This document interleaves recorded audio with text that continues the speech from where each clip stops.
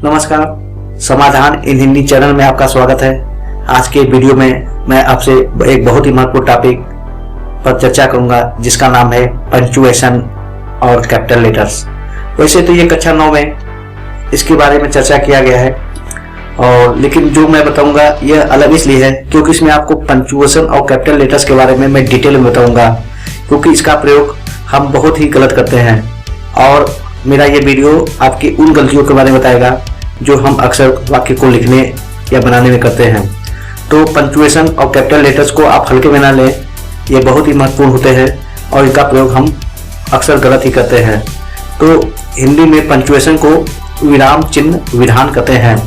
किंतु इस चैप्टर का आरंभ करने से पहले मेरा आपसे एक रिक्वेस्ट है कि यदि आपने अभी तक मेरा चैनल समाधान इन हिंदी को सब्सक्राइब नहीं किया है तो मेरे चैनल समाधान इन हिंदी को सब्सक्राइब कर लें, और यदि आपने मेरे चैनल को सब्सक्राइब किया है तो मेरे वीडियो को यदि आप पसंद करते हैं तो उसको शेयर और लाइक करें। और यह शेयर और लाइक ही न करें बल्कि मेरे वीडियो को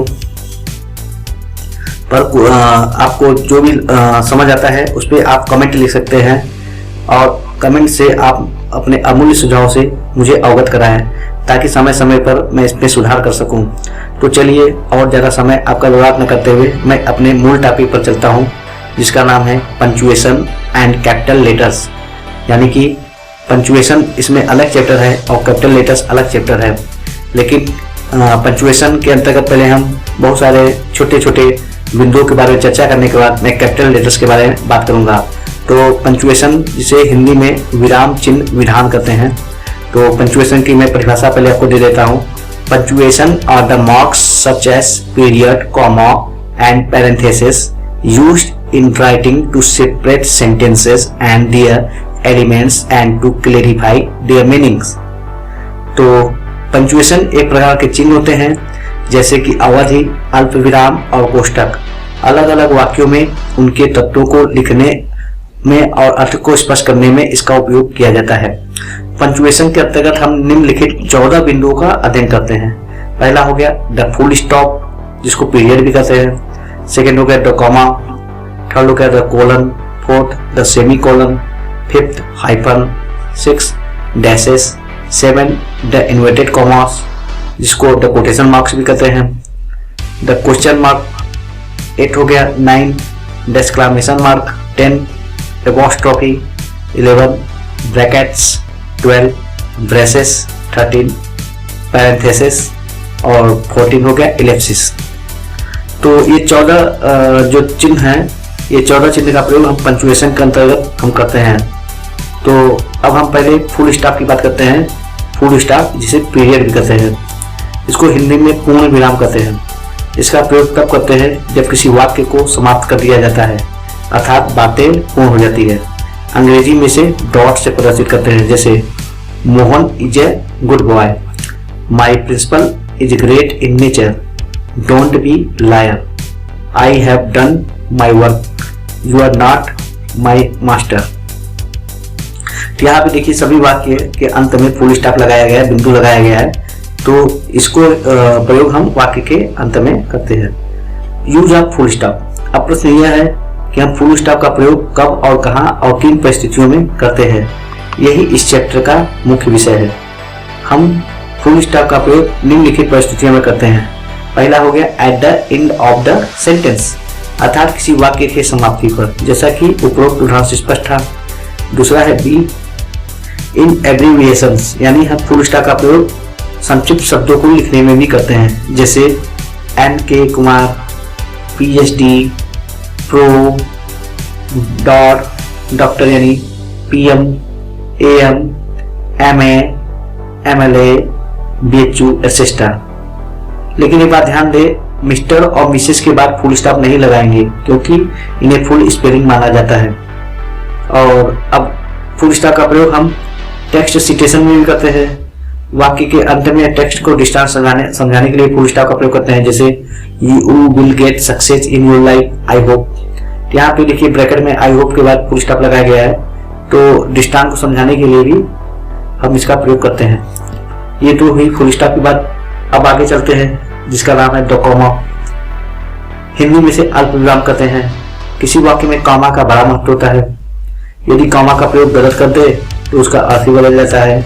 जैसे हिंदी में इसको बड़े आसानी से समझिए। देखिए, रोको के बाद कॉमा लगा है, मत जाने दो। दूसरा वाक्य है रोको मत जाने दो, यहाँ रोको मत के बाद कॉमा लगा है। तो दोनों का अर्थ देखिए अलग अलग है। पहला है रोको मत जाने दो, यानी कि किसी को रोको उससे जाने मत दो, और दूसरा है रोको मत जाने दो, यानी कि रोको नहीं और उस व्यक्ति को जाने दो। तो देखिए कामा का इतना महत्व है कि कामा के बस प्रयोग से ही वाक्य का अर्थ ही बदल जा रहा है। इन दोनों वाक्यों में कामा का प्रयोग एक ही प्रकार के वाक्य को अलग अलग जगह के लिए किया गया है, किंतु इसका अर्थ इसका कामा के कारण एकदम बदल जाता है। पहले वाक्य में जाने का परिश्रम नहीं मिला, जबकि दूसरे वाक्य में परिश्रम मिल जाता है। अब आपको समझ में आ गया होगा कि किसी वाक्य में कॉमा का कितना महत्व होता है। Use of the comma in the sentence. अब हम कॉमा का प्रयोग कहाँ कहाँ करते हैं, ये महत्वपूर्ण है, आप इसको समझ लीजिए। पहला नियम, फॉर शॉर्टेस्ट पॉज। एक ही वाक्य में शब्दों को सीरीज को अलग करने में कॉमा का प्रयोग करते हैं। जैसे Ram, Shyam and Mohan are responsible for it. दूसरा है these mangoes must be distributed among you, we and I। यहाँ भी देखिए पहले वाक्य में राम, श्याम और मोहन, इन तीनों को सेपरेट करने में कॉमा का प्रयोग हो गया। और इसी प्रकार ऑब्जेक्ट में जैसे यू, ही एंड आई है, तो यहाँ यू और वी और आई को सेपरेट करने के लिए कॉमा का प्रयोग किया गया है। तो ये पहला हो गया शॉर्टेस्ट पॉज के लिए हो गया। दूसरा हो गया before reported speech in direct narration. तो डायरेक्ट नरेशन में डबल इन्वर्टेड कॉमा के ठीक पहले भी कॉमा का प्रयोग करते हैं। जैसे Shyam said to me I can help you, यहाँ देखिए मी के बाद लगा है। Kapil said to me they are playing in the garden. इन दोनों वाक्य में देखते हैं मी के बाद यानी कि डबल इन्वर्टेड कॉमा के पहले कॉमा का प्रयोग किया गया। अब हम तीसरे रूल की बात करते हैं। After present participle and past perfect participle.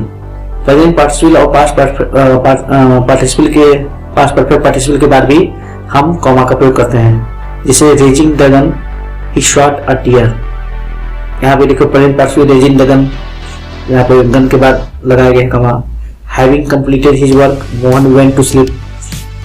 तो यहाँ पे हैविंग कंप्लीटेड हिज वर्क जो कि पास्ट परफेक्ट पार्टिसिपल है, उसके बाद कॉमा लगाकर हम वाक्य को कंप्लीट करते हैं। तो यहाँ पे देखते हैं कि प्रेजेंट पार्टिसिपल और पास्ट परफेक्ट पार्टिसिपल के बाद भी कॉमा का हम प्रयोग करके बनाते हैं। और अब चौथा नियम पे चलते हैं। For omission of any verb, यानी किसी क्रिया को विलोप करने में, विलोप यानी कि गायब करने में। जैसे ही रिसीव्ड अ कार, फिर she a doll, she is a doctor, he an engineer. इन दोनों बातों में हम देखते हैं कि बाद में आने वाले सेंटेंस के लिए किसी क्रिया को नहीं लिखा गया है, इसी को क्रिया का विलोपन करते हैं। तो यहाँ देखिए कॉमा का प्रयोग करके हम क्रिया को विलोप कर दिए हैं। पांचवा रूल देखिए, इन केस इन अपोजिशन, यानी कि केस इन अपोजिशन के दो कॉमा के मध्य में लिखा जाता है। यह सब्जेक्ट की विशेषता को बताता है। जैसे एग्जाम्पल है, Mahatma Gandhi the father of India was a great leader. John Milton who wrote a great epic Paradise Lost was blind. यहाँ पे देखिए द फादर ऑफ इंडिया, ये केस इन अपोजिशन है। Who wrote a great epic Paradise Lost, ये भी case in apposition है। तो इन दोनों को देखिए कॉमा के बीच में सेपरेट करके बनाया गया है, लिखा गया है। तो ये हमारा रूल 5 हो गया। अब रूल 6 की बात करते हैं। बिफोर रिलेटिव प्रोनाउन, यानी संबंध सूचक प्रोनाउन के पहले। I met a lady who was very beautiful, my leg is stuck in a wheel, it was made of steel. यहाँ पे देखिए हु और जो इट है वो रिलेटिव प्रोनाउन है, उसके जस्ट पहले कॉमा का प्रयोग हम लगाए हैं। ये है, तो इन दोनों वाक्यों में हु और इट के पहले कॉमा लगा दिया गया है। ये दोनों ही रिलेटिव प्रोनाउन है। सातवां नियम देखिए, at the middle of principal clause and adverb clause, यानी प्रिंसिपल क्लॉज और एडवर्ब क्लॉज के बीच में भी कॉमा लगता है। जैसे एग्जांपल है, if you work hard you will pass, when I went to school it was raining. यहाँ पे देखिए इफ यू वर्क हार्ड, ये एडवर्ब क्लॉज है। यू विल पास जो होगा प्रिंसिपल क्लॉज हो गया, इनके बीच लगा है। When I went to school adverb clause है। It was raining principal clause है, इनके बीच में देखिए कॉमा लगा है। अब 8वां रूल की बात करते हैं। आफ्टर नॉमिनेटिव एब्सोल्यूट, तो यानी नॉमिनेटिव एब्सोल्यूट के पश्चात भी हम कॉमा का प्रयोग करते हैं। नॉमिनेटिव एब्सोल्यूट को सब्जेक्टिव एब्सोल्यूट भी कहते हैं। क्योंकि ये वाक्य में स्वतंत्र रूप में पाए जाते हैं और इसका वर्ब पर कोई प्रभाव नहीं पड़ता। एग्जाम्पल देखिए, it being holiday we went to the picnic. और बी एग्जाम्पल है, the police having arrived all the people went away. तो यहाँ पे देखिए इट बीइंग अ हॉलीडे, ये नॉमिनेटिव सैल्यूट है, इसके बाद कॉमा लगा है। द पुलिस हैविंग अराइव्ड, ये भी नॉमिनेटिव सैल्यूट है, इसके बाद कॉमा लगा है। तो नॉमिनेटिव एब्सोल्यूट के पश्चात भी हम कॉमा का प्रयोग करके ही वाक्य को बनाते हैं। अब 9वां नियम देख लीजिए, आफ्टर और बिफोर नाउन और नाउन ऑफ नॉमिनेटिव एड्रेसेस।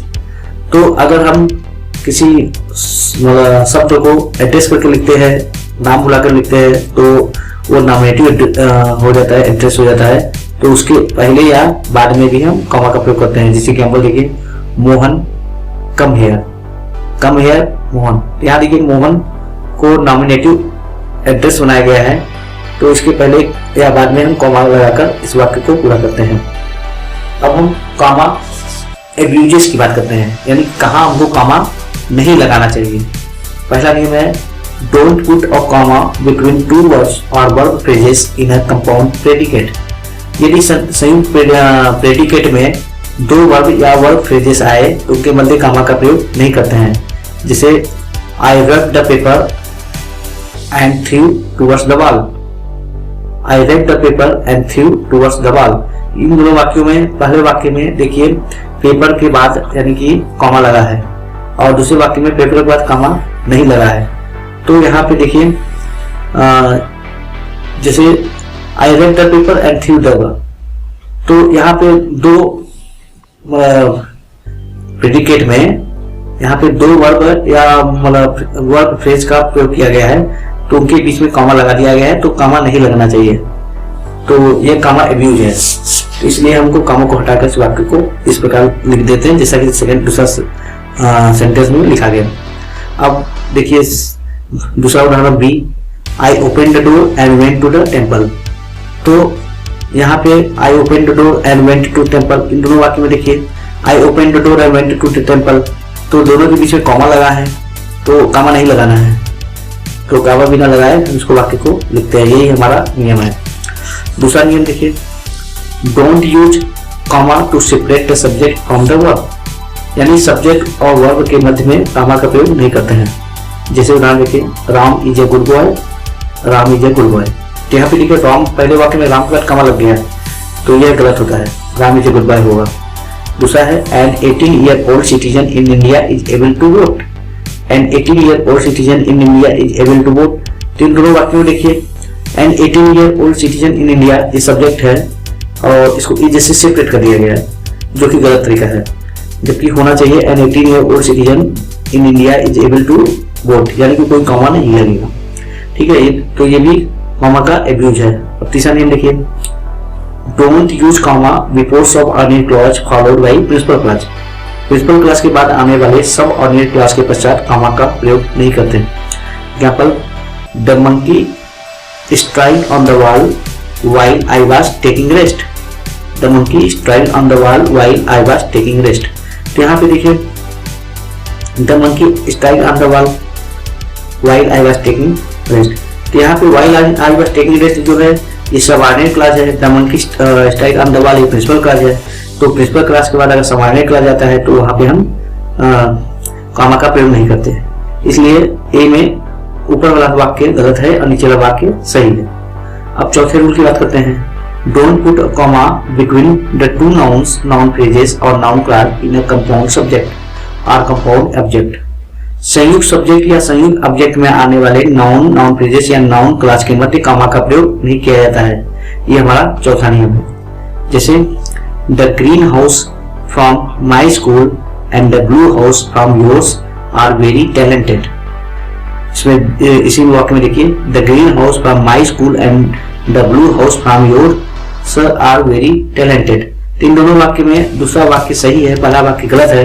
क्योंकि पहला वाक्य इसलिए गलत है क्योंकि सब्जेक्ट के रूप में, ठीक है, संयुक्त सब्जेक्ट के रूप में यहाँ पे दो नाउन फ्रेजेस आए हैं, ठीक है, या नाउन क्लॉज आया है, तो इन दोनों नाउन क्लॉज को हम सेपरेट नहीं करेंगे कॉमा लगा के। दूसरा देखिए, these teaching materials should be distributed between all student of medical and all teachers of medical college.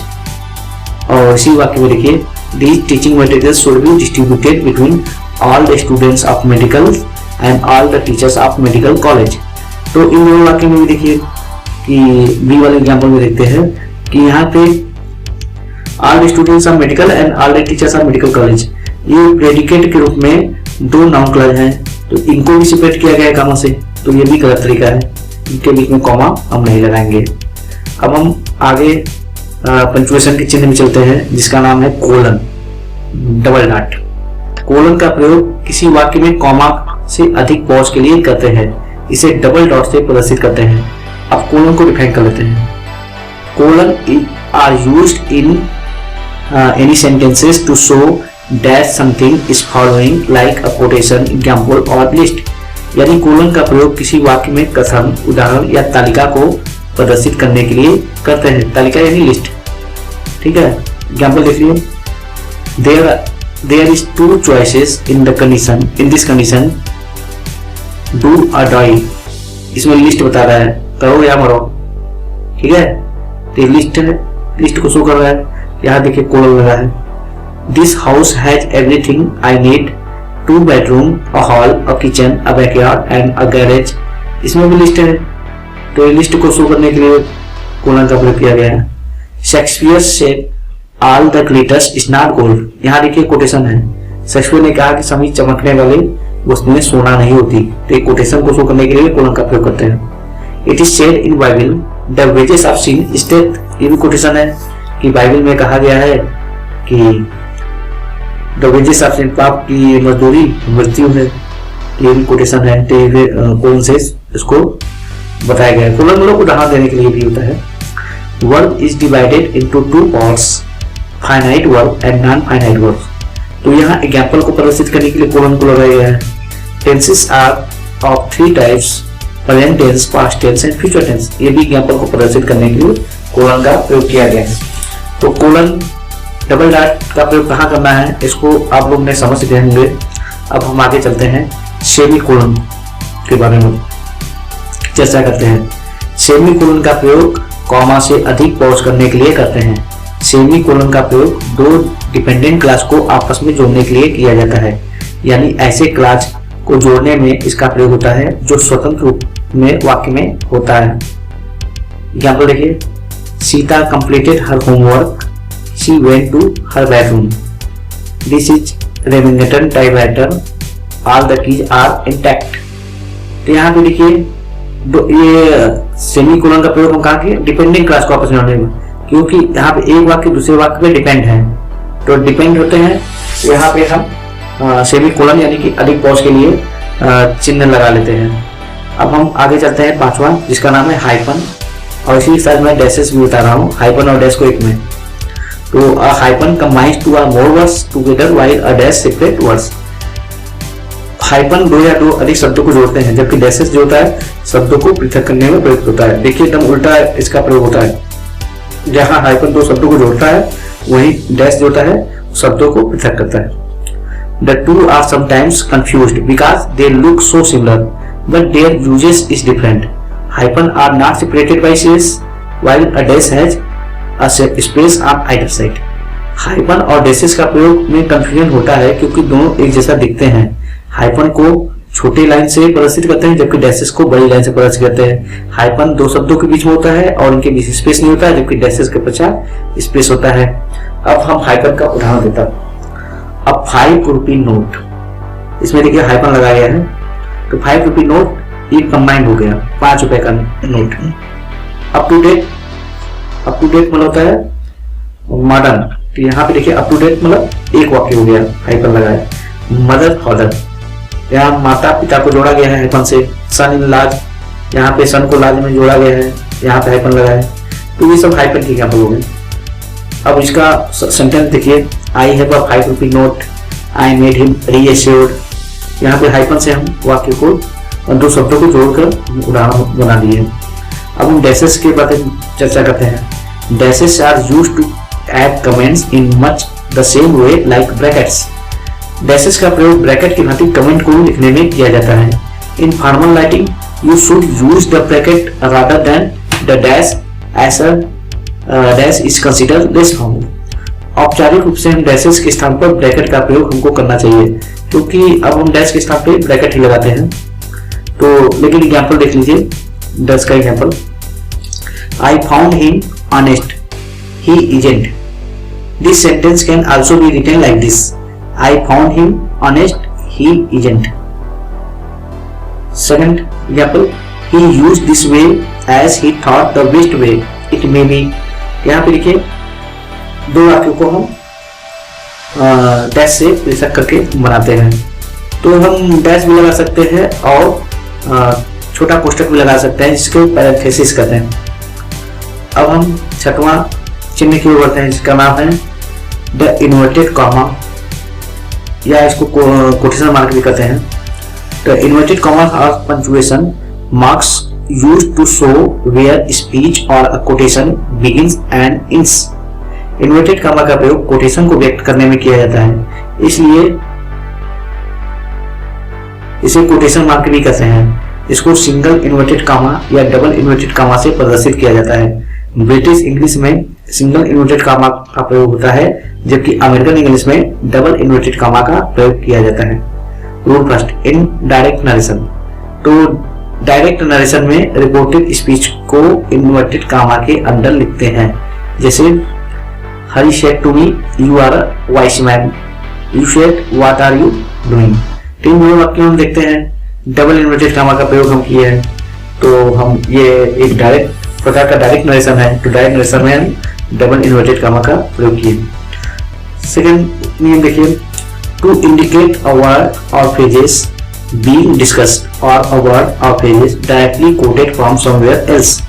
तो लिखित वर्ड्स या फ्रेजेस को व्यक्त करने में इन्वर्टेड कामा का प्रयोग करते हैं। यहाँ पर देखिए, it is also discussed in the drama of William Shakespeare, all's well that is well. और इसको ऐसे भी लिख सकते हैं, it is also discussed in the drama of William Shakespeare, all's well that is well. Second example, I have not read Arabian Nights by now. तो इन सब वाक्यों में देखते हैं कि डबल इन्वर्टेड कामा या सिंगल इन्वर्टेड कामा से वाक्य को बनाया गया है। तो इससे फर्क नहीं पड़ता कि आप डबल लगाते हैं या सिंगल लगाते हैं, दोनों सही है, क्योंकि दोनों को अलग अलग मान्यता प्राप्त है। डबल इन्वर्टेड कामा जहाँ अमेरिकन इंग्लिश में प्रसिद्ध है, वहीं पे सिंगल इन्वर्टेड कामा जो होता है ब्रिटिश इंग्लिश में ज्यादा लोकप्रिय है। अब हम सातवें पंक्चुएशन की ओर बढ़ते हैं, जिसका नाम है द क्वेश्चन मार्क। तो क्वेश्चन मार्क का प्रयोग प्रश्न पूछने में किया जाता है, जैसे what is your name, do you love me, can I do anything for you, aren't you a doctor. इन वाक्यों में देखिए लास्ट वाक्य के अंत में प्रश्नवाचक चिन्ह लगा है, तो ये प्रश्न पूछने में इनका प्रयोग हम करते हैं। अब आठवां पंक्चुएशन को बढ़ते हैं, जिसका नाम है the exclamation mark. The exclamation mark is a type of punctuation mark which is used to express the body language of a person in some words. किसी भी वाक्य में बॉडी लैंग्वेज, किसी भी वाक्य से बॉडी लैंग्वेज नहीं पहचाना जा सकता, लेकिन कुछ इंटरजेक्शन या शब्दों की सहायता से हम उस वाक्य का बॉडी लैंग्वेज महसूस कर सकते हैं। इसी को व्यक्त करने के लिए एक्सक्लामेशन मार्क्स का प्रयोग करते हैं।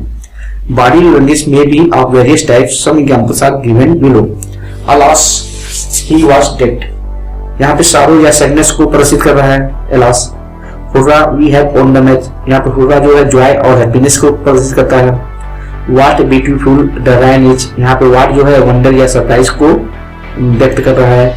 हस मम्मी इज स्लीपिंग, यहाँ पे हुश जो होता है वो साइलेंस को प्रदर्शित कर रहा है। तो ये बॉडी लैंग्वेज को बताने के लिए इंटरजेक्शन यानी कि कुछ इंटरजेक्शन या एक्सक्लामेशन मार्क का प्रयोग करके बनाते हैं।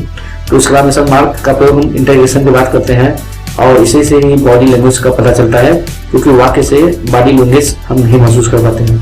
इसलिए एक चिन्ह लगाना बहुत जरूरी होता है, उसी से हम वाक्य को पहचान लेते हैं कि इस वाक्य किस प्रकार का भाव है, हमारा घृणा है, दुख है, प्रसन्नता है, खुशी है।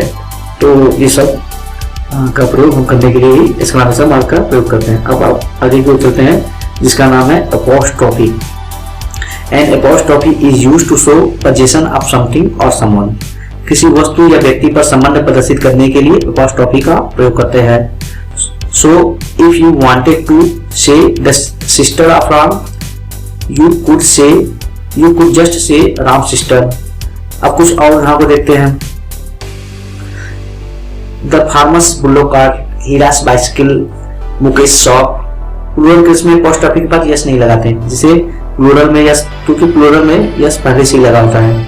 जिसे the kitten's mother, the dog shelter, the turtle's house etcetera. तो अपोस्ट्रोफी का मतलब आप लोगों ने समझ गए होंगे कि अपोस्ट्रोफी जो होता है पोजीशन के लिए होता है। ठीक है, अब हम अपोस्ट्रोफी का प्रयोग कैसे करेंगे इस पर चर्चा करते हैं। पहला नियम, यदि दो व्यक्तियों का संबंध एक ही वस्तु से होता है तो केवल एक ही अपोस्ट्रोफी का प्रयोग करते हैं, जिसे Ram and Shyam's house is blue in colour. इस वाक्य में घर का संबंध राम और श्याम दोनों से है, इसलिए केवल एक बार अपोस्ट्रोफी लगाया गया है। यदि दो व्यक्तियों का संबंध भिन्न भिन्न वस्तुओं से होता है तो प्रत्येक व्यक्ति के लिए अपोस्ट्रोफी का प्रयोग किया जाता है, जिसे Ram's and Shyam's house are different in colour. इस वाक्य में राम और श्याम दोनों के लिए अलग अलग घर का प्रयोग किया गया है, इसलिए दोनों के लिए अपोस्ट्रोफी का प्रयोग किया गया है। सेकेंड रूल है contraction and omission. Some words are contracted by using an apostrophe as the sound nearly is the same as the entire word. In this, you omit a few letters and use apostrophe instead. For example, shall not becomes shan't, is not becomes isn't, cannot becomes can't, could not become couldn't. इन उदाहरणों से स्पष्ट है कि किसी शब्द को संचित करने में भी apostrophe का प्रयोग हम करते हैं। तो ये हुआ अपोस्ट्रोफी। अब हम अगले पंक्चुएशन मार्क की ओर चलते हैं, जिसका नाम है ब्रैकेट। तो इसमें ब्रैकेट, ब्रेसेस और पैरेंथेसिस तीनों की हम चर्चा कर लेते हैं, क्योंकि तीनों ही एक प्रकार का कोष्टक ही है। तो brackets, braces and parenthesis are symbols used to contain words that are a further explanation or are consider a group. कभी कभी किसी वस्तु या व्यक्ति को ज्यादा वर्णित करने के लिए हम ब्रैकेट का प्रयोग करते हैं। यह ब्रैकेट तीन प्रकार के होते हैं, जैसे बड़ा कोष्टक, मझला कोष्टक और छोटा कोष्टक। Brackets are the square of notations used for technical explanation और to clarify meaning. If you remove the information in the brackets, the sentence will still make sense. यानी बड़ा कोष्टक किसी वस्तु या व्यक्ति के बारे में और अधिक जानकारी देता है, इसको हटा लेने पर वाक्य के अर्थ पर कोई प्रभाव नहीं पड़ता। जैसे ही mister Jones was the last person seen at the house। तो यहाँ पे देखिए, अगर मिस्टर जोन्स को हटा ले तो भी वाक्य में कोई फर्क नहीं पड़ने वाला है। ठीक है, तो ये जो बड़ा कोष्टक है उसको हम ब्रैकेट्स बोलते हैं। अब हम ब्रेसेस की बात करते हैं। Braces are used to contain 2 or more lines or of text or listed items to show that they are considered as a unit. They are not commonplace in the most writing, but can be seen in the computer programming to show what should be contained within the same lines. They can also be used in mathematical expression। यानी मझले कोष्टक का प्रयोग हम computer भाषा में और गणितीय गणना में करते हैं। इसका प्रयोग सामान्य वाक्य में नहीं किया जाता। For example, 2 braces 1 plus bracket 23 minus 3 bracket close braces close is equal to x। तो ये देखिए मैथमेटिकल एक्सप्रेशन है, जिसमें ब्रेसेस का प्रयोग किया गया है। हम ब्रेसेस का प्रयोग हम कंप्यूटर में भाषा को समझने में करते हैं, उस समय देख सकते हैं, या फिर हम गणित में मिलता है। ऐसे जनरली हम इसका प्रयोग बहुत कम करते हैं। अब हम पैरेंथेसिस की बात करते हैं। Parenthesis are curve notations used to contain further thought or qualifying remarks. However, parentheses can be replaced by commas without changing the meaning in most cases. छोटे कोष्टक का प्रयोग किसी वस्तु या व्यक्ति के बारे में और अधिक जानकारी व्यक्त करने के लिए किया जाता है। यदि इसको कामा से भी लिख दिया जाए तो इसके अंदर आने वाले वाक्य का भाव नहीं बदलता। जैसे Mohan and Rita who were actually half brother and sister both have a beautiful house। अथवा इसको इसे भी लिख सकते हैं, Mohan and Rita who were actually half brother and sister both have a beautiful houses। तो यहाँ पे देखते हैं कि हम चाहे ब्रैकेट लगाए या कि छोटा कोष्टक जिसको पैरेंथेसिस कहते हैं, तो चाहे पैरेंथेसिस लगाएं और चाहे कॉमा लगाएं, एक ही बात है, इससे कोई फर्क नहीं पड़ता। अब हम अगले पॉइंट की ओर चलते हैं, जिसका नाम है the Ellipsis. The Ellipsis is the most commonly represented by the 3 dots, although it is occasionally demonstrated with 3 asterisks. The ellipsis is used in writing or printing to indicate an omission, especially of letters or words. Ellipses are frequently used within quotation to jump from one phrase to another. omitting unnecessary words that do not interfere with the meaning. Student writing research papers or newspaper quoting parts of speeches will often employ ellipses to avoid copying lengthy text that is not needed.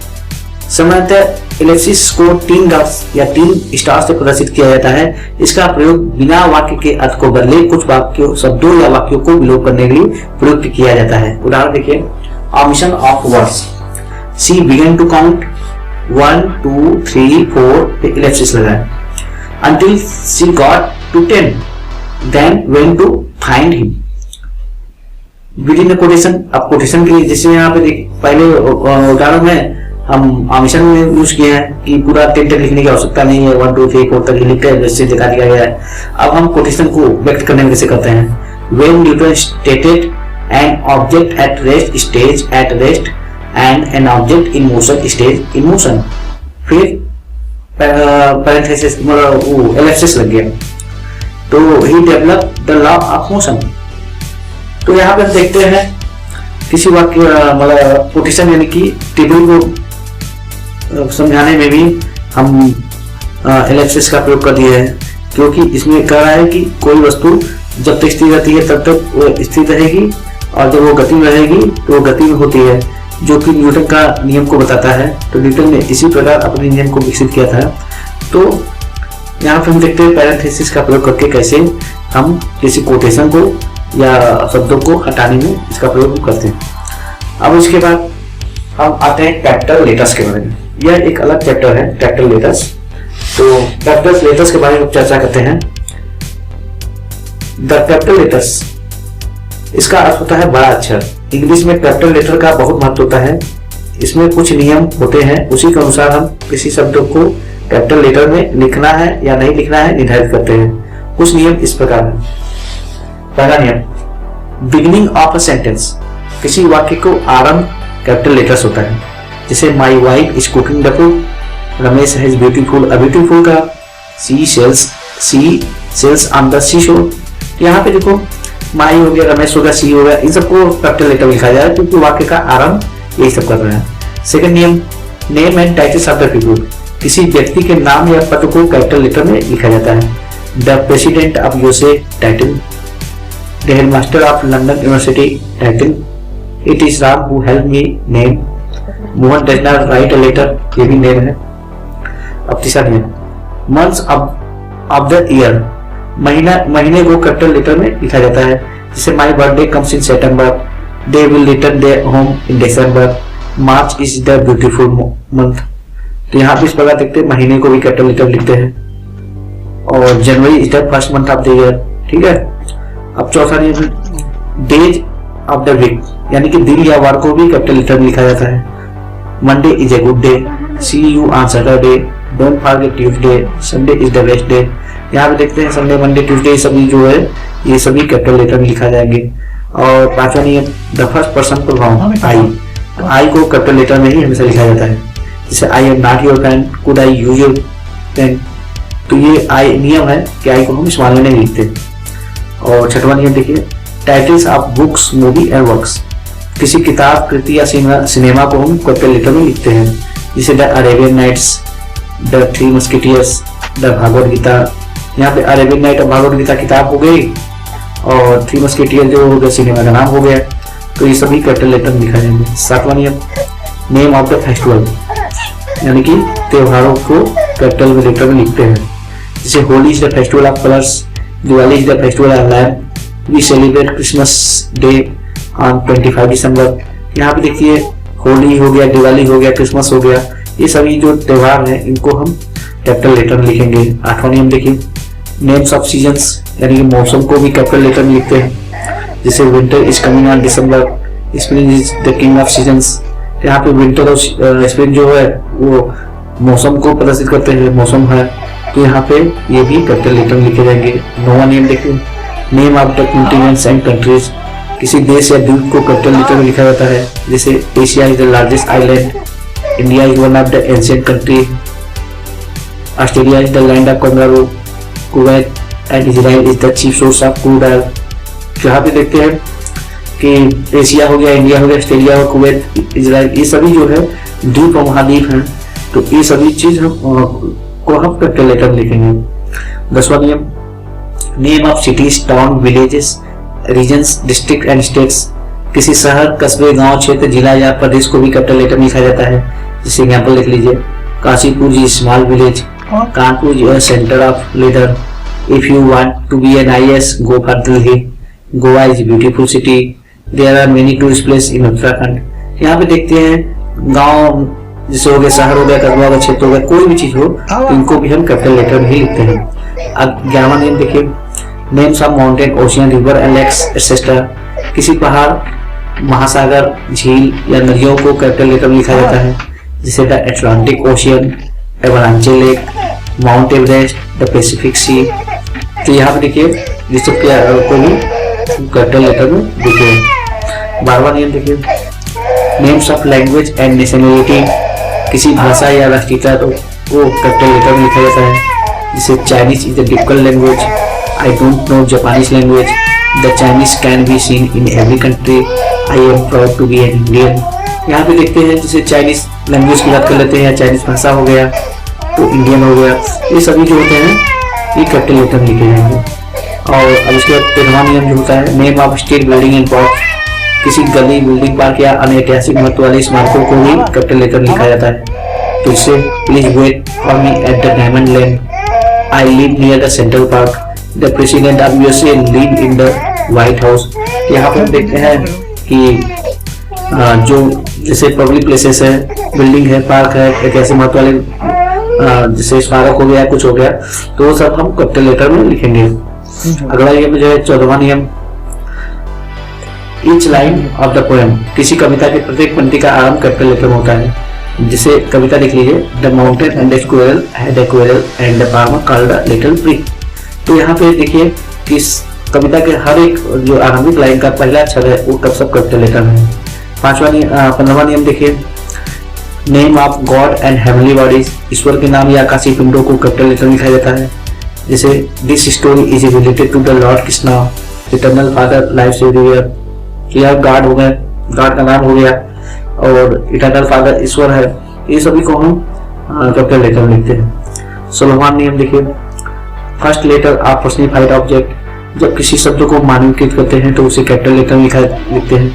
जैसे O Milton thou shouldst be living at this hour, O word, O life, O time, on whose last step I climb. यहाँ पे देखिए हम अगर किसी भी ऐसे व्यक्ति को मानवीकृत करते हैं जो प्रेजेंट नहीं है, या किसी निजी वस्तु को हम मानवीकृत करते हैं, तो उन सबको हम कैपिटल लेटर में लिखते हैं। ठीक है, जैसा कि एग्जाम्पल से क्लियर है। 17वां नियम देखिए, फर्स्ट लेटर ऑफ हेडिंग्स और टाइटल्स। किसी हेडिंग या टाइटल को भी कैपिटल लेटर में लिखते हैं। जैसे the judgement seat of Vikramaditya is written by sister Nivedita, the title problem of pollution is given to the passage this way. तो यहाँ पे देखिए जजमेंट सीट ऑफ विक्रमादित्य यह टाइटल हो गया, और द प्रॉब्लम्स ऑफ पॉल्यूशन जो हो गया ये हेडिंग हो गया। यानी कि ये सब जो चीजें होंगी उसको भी हम कैपिटल लेटर में लिखेंगे। तो अब मैं आप लोगों को पंक्चुएशन और कैपिटल लेटर्स के बारे में तो इतना मैं बता ही दिया हूँ डिटेल में। आशा करता हूँ कि आपको मेरे जो मैंने आपको बताया है वो आपको समझ आ गया होगा। तो यदि आपको मेरा यह वीडियो पसंद आए तो मेरे चैनल समाधान इन हिंदी को सब्सक्राइब कर लीजिएगा, और मेरे चैनल को सब्सक्राइब नहीं करिए बल्कि इसको ज़्यादा से ज़्यादा शेयर और लाइक भी करें।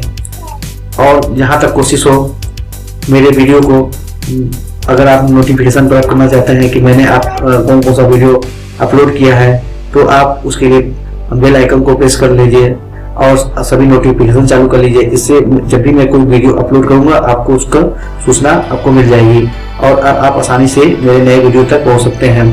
और यदि आप मेरे पुराने वीडियो को देखना चाहते हैं तो उसके लिए मैंने इस वीडियो के डिस्क्रिप्शन बॉक्स में मैंने कुछ लिंक दिए हैं, आप उसके सहारे आप मेरे उन वीडियो तक पहुंच सकते हैं जिन्हें आपने नहीं देखा है।